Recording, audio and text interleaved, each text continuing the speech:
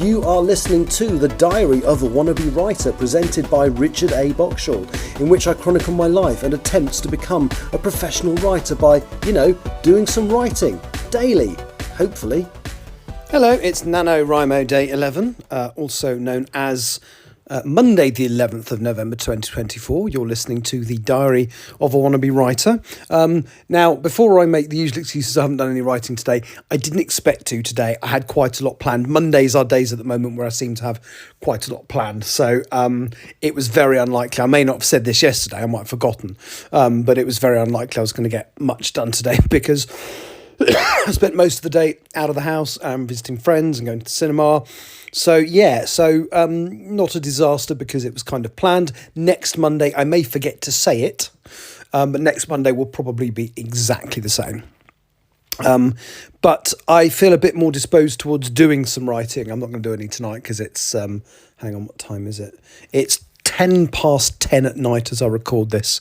And I got in too late for Big Brother. I know somebody's been evicted tonight, but I don't know who.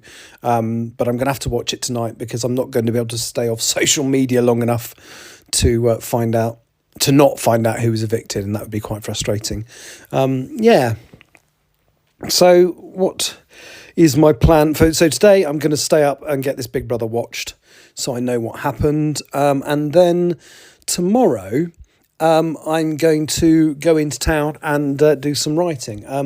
I've been waking up at stupid times recently, so I need to get back into sort of waking up early, the habit of going to bed early and waking up early, because I'm much more productive first thing in the morning.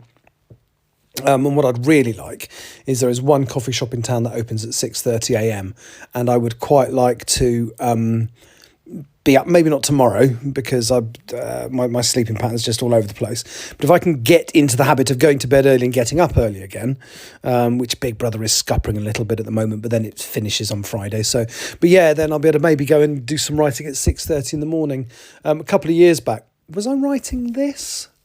No, I was probably writing Still Life, but I was staying at my dad's sort of the last year he was with us, and because I wanted to do some writing, I used to cycle into the local town, which is 4 miles away from where he lived, called Uckfield, and I'd be in there for when the coffee shop opened at 6:30 in the morning, and I'd do an hour and a half or whatever, and then I'd be home back, cycle back, and I'd be back at his by sort of 8:30, ready to help him with breakfast and whatever I needed to do to help him. But it gave me that little bit of time to myself to do some writing away from that kind of difficult, kind of chaotic environment. I may not get it finished this month. I don't care as long as I have to be in the right mood to write. I remember having a conversation with somebody I work with who has actually had a book published. I now own that book. I just haven't had a chance to read it yet.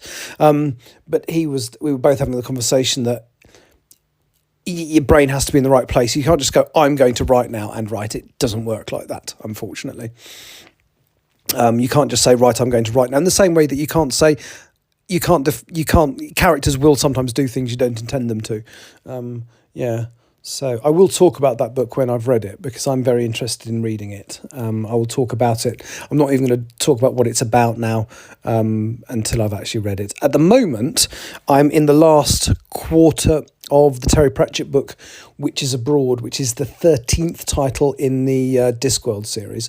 I want to try and get a couple of books read this week because, not necessarily long ones, because a week tomorrow, the new Murakami book that I mentioned before, which I think is called This City and Its Uncertain Walls, that is out, and there's a couple of reasons I want to read that. So firstly, I want to read it because I really want to read it because I really like Murakami, and secondly, there's a friend of mine who wants to read it but it doesn't really want to own a hardback. She prefers paperbacks.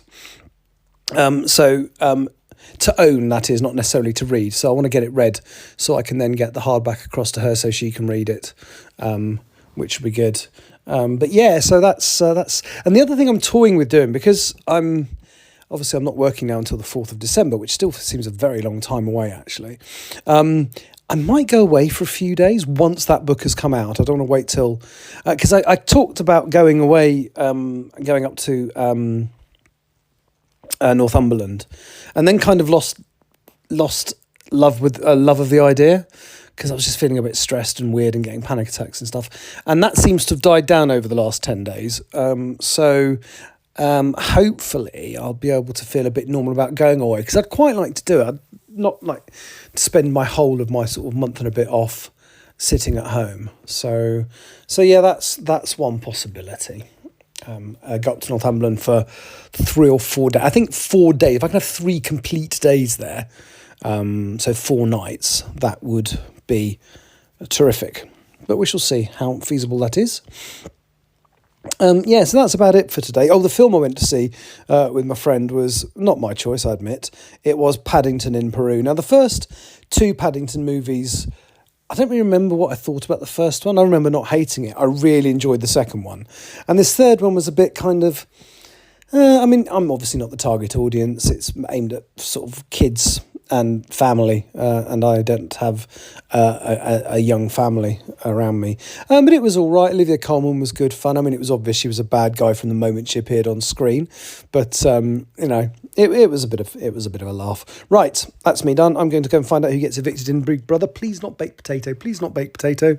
Oh, to explain, there was a character called Rosie, a young lady called Rosie, and in the opening episode, they didn't make everybody into a housemate immediately, and they had to do silly challenges in order to get housemate status, and they challenged her to change her name from Rosie to Baked Potato, so she's been like Baked Potato. And she's one of the least favourites left in the house, and so she could be going tonight. In fact, probably, if someone's going, it could be her that's gone. But I hope not, because she's a sweetheart. She sort of seems to suffer from confidence issues, and she's just a nice person. So hopefully it's not her that's gone tonight, but I will find out tomorrow. I'll no doubt start the podcast with, oh God, it was Baked Potato. Anyway, I'll shut up now. Take care. Bye-bye. You have been listening to The Diary of a Wannabe Writer, presented by Richard A. Boxall. Thank you for tuning in to my random ramblings, and if you'd like to know more about me or my projects, visit my link tree at linktr.ee/Richard Writes, capital R, capital W. Thank you for listening.